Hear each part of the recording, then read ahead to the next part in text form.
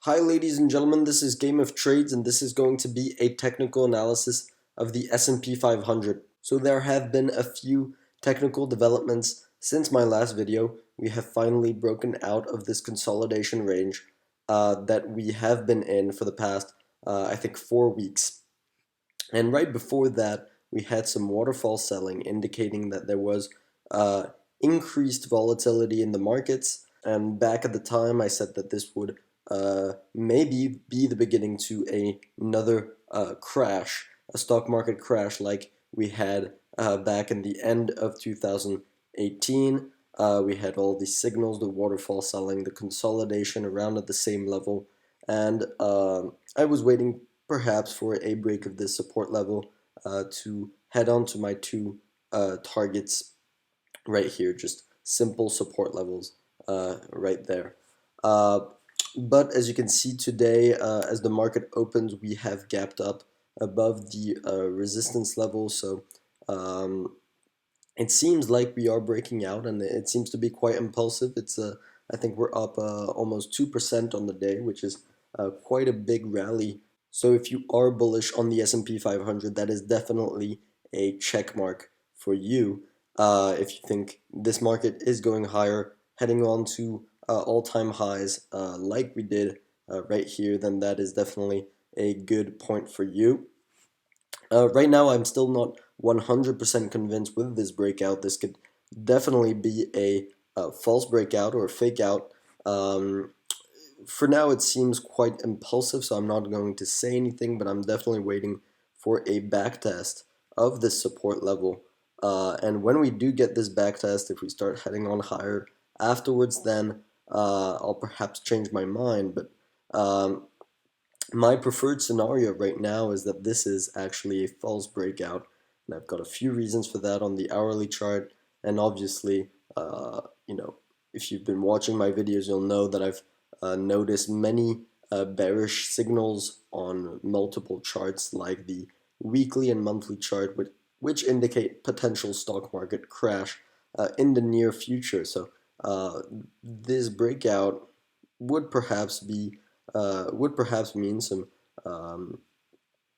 upside in the short term, but perhaps it's just a false breakout, and we are heading lower in the near future, which is right now what I'm betting on.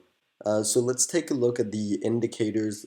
The MACD right here on the daily chart is still below the zero line. It's been below the zero line since we starting selling off here, I think 4 weeks ago. And we've been below the zero line, which means that we are definitely in a downtrend. You can see that last time we were in a really below the zero line was here. We crossed the zero line here, and we then proceeded to have a huge downtrend for a few weeks. So that definitely, again, could happen until we start to cross back above the zero line. I'm still going to have my bearish outlook, and you can see one thing that is happening right here, something similar to the last crash we had. We crossed down on the zero line, and we started backtesting the MACD zero line, and that, the zero line actually acts as support and resistance, and this would be resistance when it tested from below.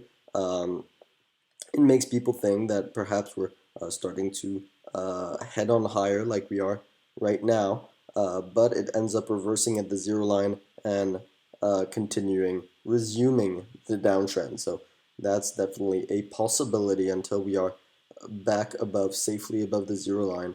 I'm still keeping my bearish outlook, at least on the daily chart. Now the RSI is also showing a similar pattern to what we saw right here. So we did have this sort of impulsive selling that brought us all the way to oversold conditions, and we had a counter rally right here. So this could be just the market working off the oversold conditions to then resume its leg down, and that's exactly the same thing that we had here. We had the initial drop, oversold, and consolidation range to work off the overbought, oversold conditions, and then we had the one big powerful leg down. It's a very similar pattern that you often see in downtrends, in heavy downtrends, just like stock market crashes.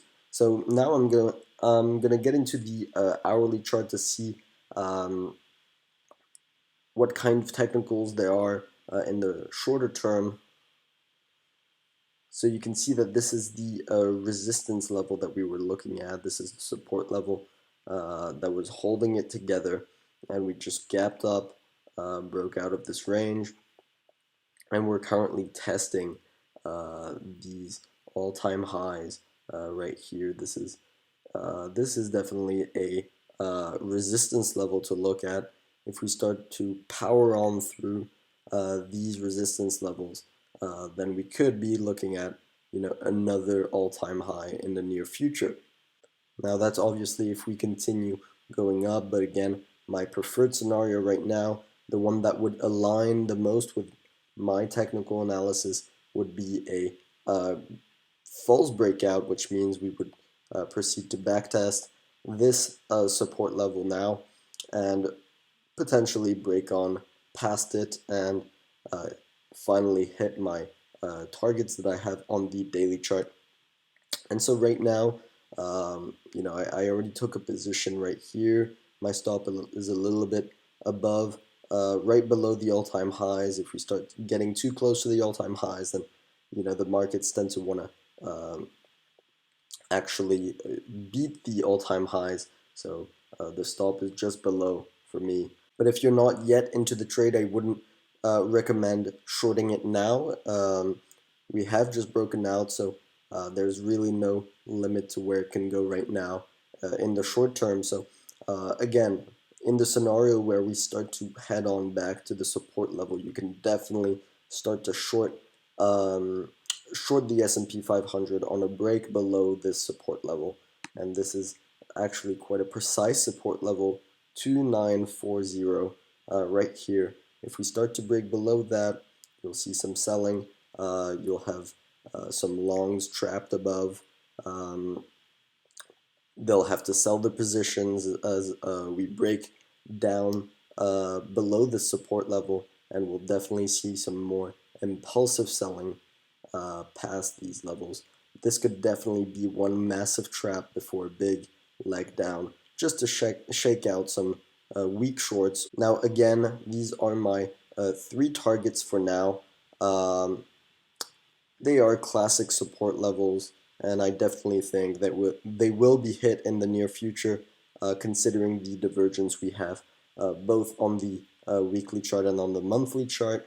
I'll definitely make another video soon, revising the weekly and monthly chart, make a more long-term analysis of the S&P 500. I'll definitely do that in the near future. In the meantime, I hope you guys enjoyed the video. If you did, make sure to drop a like and subscribe if you haven't already. In the meantime, good luck on your trading, and see you next time.